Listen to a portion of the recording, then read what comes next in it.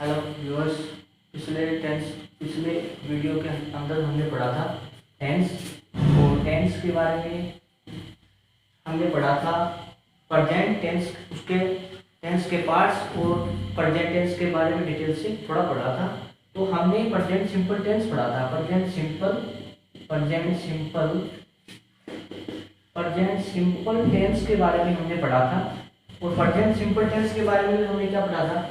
Present simple tense के हमने पढ़ा था पार्ट्स ऑफ सेंटेंस, वाक्य के प्रकार। तो कितने होते हैं? 4 पार्ट्स। कितने भाग होते हैं? 4 पार्ट्स। प्रेजेंट सिंपल टेंस के अंदर 4 वाक्य होते हैं, 4 प्रकार के उसके भाग होते हैं, 4 प्रकार के वाक्य होते हैं। पहले भाग के बारे में हमने पढ़ा था असर्टिव या एफिर्मेटिव सेंटेंस। ठीक है, हमने पढ़ा था एफिर्मेटिव सेंटेंस, साधारण वाक्य। और सेकंड भाग हमने पढ़ा था सेकंड प्रकार का वाक्य यानी नेगेटिव सेंटेंस। ठीक है, नेगेटिव सेंटेंस। और थर्ड पार्ट पढ़ा था हमने इंटरोगेटिव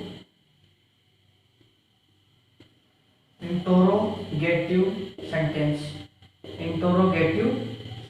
ठीक है, हमने 3 प्रकार की वाक्यों का पिछले वीडियो में अध्ययन किया था, डिटेल से अध्ययन किया था। हिंदी के अंदर हमने जैसे इसका हमने पहले एफर्मेटिव सेंटेंस का जो वाक्य था उसको हमने बनाया साधारण शब्दों में। कैसे? जैसे फॉर एग्जाम्पल आप थोड़ा समझ लीजिए, यहाँ पे पिछले वीडियो हम इसके बारे में डिस्कस कर चुके हैं। एग्जाम्पल देखिए, जैसे हमने पढ़ा था राम आम खाता, सिंपल सेंटेंस से पढ़ा था राम आम खाता है। तो हमने इसका बनाया था राम ईट्स मैंगो। ये मान लीजिए आप, राम ईट्स मैंगो। सिंपल शब्दों में हमने इसको बनाया था राम ईट्स मैंगो। और यदि हम इसका नेगेटिव के बारे में सोचें तो राम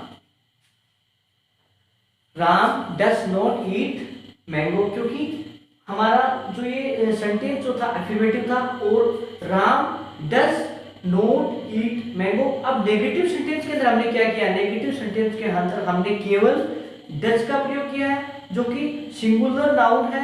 राम सिंगुलर यानी सब्जेक्ट हमारा क्या है? सब्जेक्ट हमारा एक वचन है, और एक वचन सब्जेक्ट होने के कारण हमने क्या किया? उसके साथ हेल्पिंग वर्ब डज का प्रयोग किया। ठीक है, हेल्पिंग वर्ब डज का प्रयोग किया। अदरवाइज यदि हमारा जो नाउन या सब्जेक्ट प्लूरल होता यानी बहुवचन होता, तो क्या करते हम? हेल्पिंग वर्ब किसका प्रयोग करते? डू का प्रयोग करते। हेल्पिंग वर्ब डू का प्रयोग करते हम। ठीक है, तो ये हम नेगेटिव तक, और हम नेगेटिव इसका सब्जेक्ट या फिर नेगेटिव सेंटेंस के बारे में थोड़ा डिस्क्रिप्शन हुआ। अब हमने पढ़ा इंटरोगेटिव सेंटेंस के बारे में। देखिए, इंटरोगेटिव सेंटेंस का डिस्क्रिप्शन हम पिछले वीडियो में वैसे डिस्कस कर चुके हैं, लेकिन थोड़ा सा यहाँ और देख लीजिए आप लोग। ठीक है, नेगेटिव सेंटेंस और इंटरोगेटिव सेंटेंस हमारे 2 टाइप के जो सेंटेंस थे प्रेजेंट सिंपल टेंस के, वो बचे हुए हैं। और हम अभी इंटरोगेटिव सेंटेंस के बारे में थोड़ा डिस्क्रिप्शन इसके बारे में हम देख लेते हैं। Interrogative sentence. ठीक है, इंटरोगेटिव सेंटेंस, इसकी जो वाक्य सेंटेंस स्ट्रक्चर या वाक्य संरचना है या फॉर्मूला है वाक्य बनाने, वो देखिए आप लोग। Helping verb plus subject. ठीक है, helping verb plus subject plus verb की फर्स्ट फॉर्म प्लस ऑब्जेक्ट। ये लीजिए आप, ये हमारा सिंपल सा फॉर्मूला है इंटरोगेटिव सेंटेंस बनाने का। वो भी कौन सी टेंस का? प्रेजेंट सिंपल या इंडेफिनिट टेंस का। ये लीजिए आप, इंडेफिनिट टेंस का, यानी प्रेजेंट सिंपल या इंडेफिनिट टेंस का हमने क्या किया है? इंटरोगेटिव सेंटेंस के बारे में थोड़ा सा पढ़ा है, उसका फॉर्मूला या वाक्य संरचना के बारे में फॉर्मूला मान लीजिए या वाक्य संरचना मान लीजिए, वाक्य संरचना या फॉर्मूला सेंटेंस स्ट्रक्चर कुछ भी मान लीजिए आप, उसके बारे में हमने थोड़ा सा देखा है। तो हम एक वाक्य अभी देख लेते हैं इसका इंटरोगेटिव का। जैसे क्या, हमने देखा क्या मोहन क्या मोहन क्या मोहन क्रिकेट क्या मोहन क्रिकेट क्या मोहन क्रिकेट खेलता है? ये लीजिए आप, क्या मोहन क्रिकेट खेलता है। हमने क्या किया, प्रेजेंट सिंपल टेंस का इंटरोगेटिव सेंटेंस हमने पढ़ा और उसका एक एग्जांपल यहाँ पे हमने लिखा। हम इस वाक्य को इसके आधार पर बनाएंगे, इस फॉर्मूले के आधार पर इसका निर्माण करेंगे। क्या ये क्या है हमारे पास, क्या यानी हेल्प यूर आएगी पहले, डेफिनेटली हेल्प यूर वर्ब होगा पहले। और अगला जो हमारा सब्जेक्ट है वो क्या है, मोहन। तो सब्जेक्ट हमारा क्या है, सब्जेक्ट हमारा है यहाँ पे सिंगुलर, ठीक है, यानी सिंगुलर यानी एक वचन, यानी एक वचन हमारा वो मोहन क्या अकेला है, तो एक वचन हो गया, सिंगुलर नाउन हो गया यहाँ पे एक वचन। और ये ऑब्जेक्ट खेलना, ये क्या होगी हमारी वर्ब होगी, क्रिया होगी, मुख्य क्रिया होगी, ठीक है। और हम इसको बना लेते हैं, अभी एक बार हम इसको बनाते हैं, देखिए helping verb, Mohan singular noun है तो हेल्प वर्ब डज लगेगी या डू, डज लगेगी। क्यों लगेगी डज, क्योंकि मोहन क्या है, सिंगुलर नाउन है। तो सिंगुलर नाउन के साथ क्या लगेगा, सिंगुलर नाउन के साथ हेल्पिंग वर्ब किसका प्रयोग हो जाएगा, सिंगुलर नाउन के साथ हेल्पिंग वर्ब डज का प्रयोग होगा। और प्लूरल यदि हमारा जो सब्जेक्ट है यदि वो प्लूरल है, नाउन या सब्जेक्ट प्लूरल है, तो किसका प्रयोग हो जाएगा, हेल्पिंग वर्ब डू का प्रयोग हो जाएगा, ठीक है, डू प्लस सब्जेक्ट, ठीक है। अब देखिए आप, मोहन सिंगुलर नाउन है, यहाँ पे क्या लगा देंगे, डज। मोहन सिंगुलर है तो अभी subject Mohan, does Mohan, does आ गया, मोहन आ गया, यहाँ तक हम पहुंचे अभी, ठीक है। अब V1 यानी क्रिया की फर्स्ट फॉर्म का हमारे को प्रयोग, हम अपने को प्रयोग करना है, क्रिया की फर्स्ट फॉर्म का अपने को इसमें प्रयोग करना। देखिए कैसे, ये खेलना, प्ले, क्या होगा खेलना की play, PLA bye play, does Mohan play. यहां तक अपना सेंटेंस हुआ कंप्लीट, लेकिन इसमें क्या बचा अभी, अपने पास ऑब्जेक्ट और बचा क्रिकेट के रूप में, तो does Mohan play, CRICKET cricket. अब ये हमारा वाक्य कंप्लीट हो गया, does Mohan play cricket, does यानी ये वाला फॉर्मूला यूज हुआ, डज है, उसके बाद में सब्जेक्ट ये मोहन आ गया, प्ले मुख्य क्रिया की, ये देखिए आप, ठीक है, उसके बाद में ऑब्जेक्ट ये क्रिकेट के रूप में आ गया। तो does Mohan play cricket, does Mohan play cricket. अब ये हमारा सेंटेंस हुआ इंटरोगेटिव। हमने इंटरोगेटिव के बारे में थोड़ा सा देखा है, तो ये इंटरोगेटिव सेंटेंस हुआ। वैसे ही जैसे हमने ये सेंटेंस बनाया है, वैसे ही हम और भी इंटरोगेटिव सेंटेंस बना सकते हैं, जैसे मोहन फुटबॉल खेलता है, मोहन खाना खाता है, मोहन कपड़े धोता है, क्या मोहन सोता है, क्या मोहन खाना खाता है, क्या मोहन वॉलीबॉल खेलता है। तो इस प्रकार से जिसके अंदर पहले इस चीज का जिक्र हो तो हम ऐसे वाक्यों का निर्माण कर सकते हैं। कौन से सेंटेंस के अंदर केवल प्रेजेंट सिंपल टेंस के इंटरोगेटिव सेंटेंस के अंदर हम इस प्रकार के वाक्य बना सकते हैं, जिनके अंत में, जिन वाक्यों के अंत में ता है, ती है लगे हो, तो ठीक है, ये इसकी कंडीशन याद जरूर रखना आप लोग, ठीक है। अदरवाइज वो क्या होगा, दूसरे टेंस का हो जाएगा, क्योंकि इसके अंदर ता है कि मेन इसका जो आइडेंटिफाई वो है हिंदी की। अब हम देख लेते हैं इंटरोगेटिव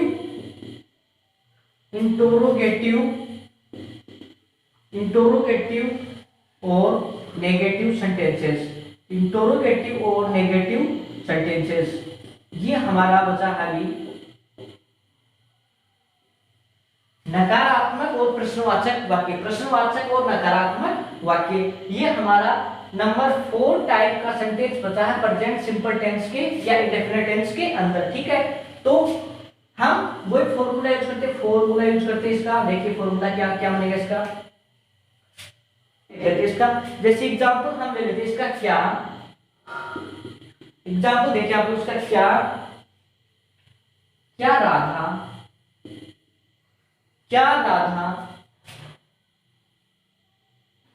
कपड़े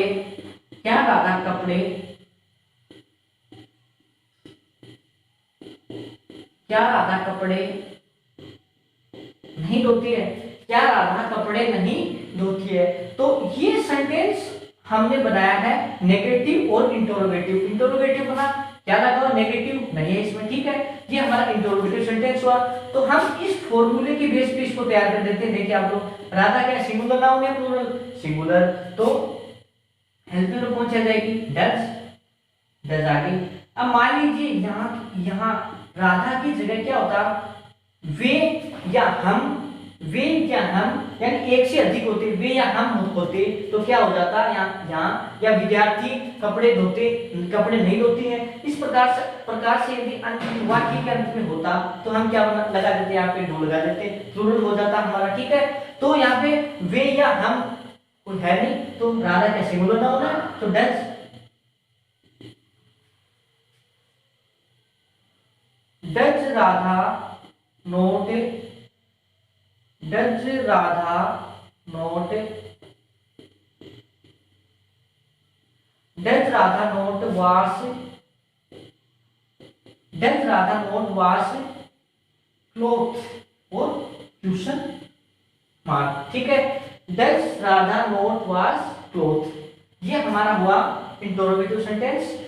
इस प्रकार से हम और भी अधिक एग्जाम्पल ले सकते हैं, उनको बना सकते हैं। तो ये इंटरोगेटिव नेगेटिव सेंटेंस पढ़ा हमने प्रेजेंट सिंपल का 4 पार्ट्स, ठीक है। ये आपका हो गया है कंप्लीट। अब आप लोग देखिए, राधा कपड़े, क्या राधा कपड़े नहीं धोती? Does Radha not wash cloth. अब यदि राधा की जगह मान लीजिए आप, राधा की जगह क्या हो? राधा की जगह यदि मान लीजिए आप प्लूरल नाउन हो, कोई भी प्लूरल नाउन हो तो, या प्लूरल सब्जेक्ट हो, तो हेल्पिंग वर्ब किसका यूज हो जाएगा? हेल्पिंग वर्ब डू लग जाएगी। अदरवाइज हेल्पिंग वर्ब किसका प्रयोग हो जाएगा? डज का प्रयोग हो जाएगा, ठीक है। हेल्पिंग वर्ब डू कब लगेगी? यदि हमारा सब्जेक्ट क्या हो? हमारा सब्जेक्ट सिंगुलर प्लूरल हो, ये। और डज कब लगेगा? यदि हमारा डू लगेगा यदि हमारा जो सब्जेक्ट है वो क्या हो? क्या लगेगी? डज, ठीक है। हेल्पिंग लगेगी डज। तो इस प्रकार से हमने प्रेजेंट सिंपल के चारों सेंटेंस का डिस्क्रिप्शन हमने पढ़ा दी। अब आप लोग इसमें देखिए, क्योंकि क्लास 10th के अंदर क्या है? क्लास 10th के अंदर ये करेक्ट फॉर्म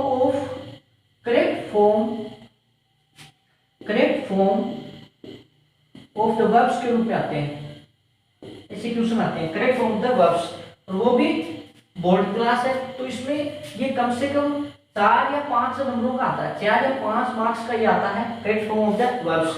तो इसको हम इंग्लिश के अंदर भी तैयार कर लेते हैं। तो बेसिकली इसकी इंग्लिश की जो पहचान है, आइडेंटिफिकेशन है, वो हम पढ़ेंगे हमारे अगले नेक्स्ट वीडियो में। तब तक के लिए हमारे साथ जुड़े रहे, और कोई भी गलती लगे, कोई भी मिस्टेक लगे, कोई भी सेंटेंस आपको समझ में नहीं आए, कोई भी सेंटेंस में डाउट लगे, तो आप हमें कमेंट करके बता सकते हैं। ज्यादा से ज्यादा चैनल को प्लीज सब्सक्राइब कीजिए, लाइक कीजिए, और कोई भी किसी भी प्रकार का डाउट हो तो हमसे संपर्क कीजिए।